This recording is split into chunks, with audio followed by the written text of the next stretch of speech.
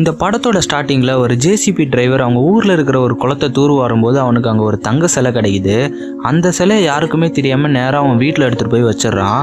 அதுக்கப்புறமா அந்த சிலை எப்படியும் அவன் கையை விட்டு போக அதை தேடி ஊர் முழுக்கவே அலையிறான். அண்ட் அதே ஊரில் மல்லனான்றவர் விவசாயம் பண்ணிக்கிட்டு அவர் ஃபேமிலியோட வாழ்ந்துக்கிட்டு இருக்காரு.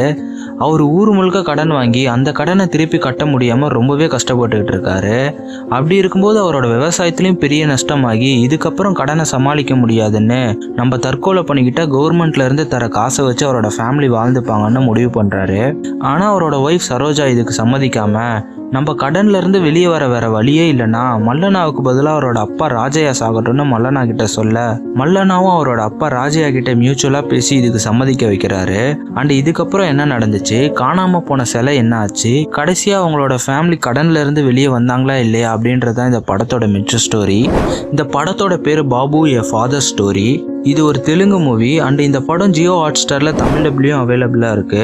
ஒரு சிம்பிளான village family sentiment drama movie பார்க்கணும்னா இந்த படத்தை ட்ரை பண்ணுங்க. அண்ட் இந்த மாதிரி வீடியோ பார்க்க இந்த வீடியோக்கு ஒரு லைக் பண்ணிட்டு நம்ம சேனலை மறக்காம சப்ஸ்கிரைப் பண்ணிக்கோங்க.